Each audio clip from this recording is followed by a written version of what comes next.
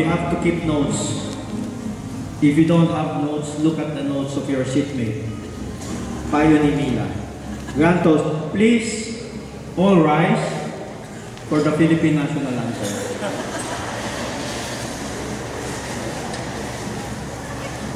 Ito, seryoso na. Let's all wish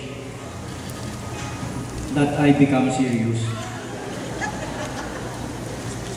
Okay, everybody, please hold your glasses with your right hand and your sippers with the left to avoid any unnecessary leakage. Okay. Stop talking, please.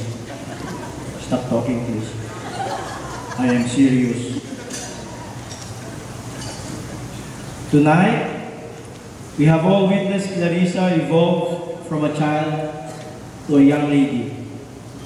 Sweet, inquisitive, caring, computer addict, creative, especially in her excuses, bold, regal, caring, pretending to be shy, carnivorous, supportive sa helper, bullying sa helper, seafood lover, democratic but sticks to her own wishes, special, magical, and she can make her parents lose their anger.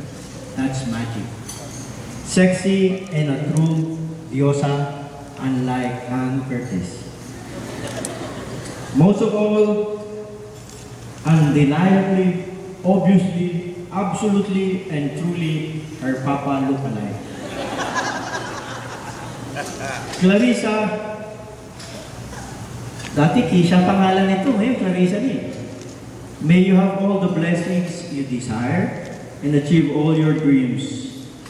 Listen to your heart, but more importantly, listen to your parents. We all love you. Salute!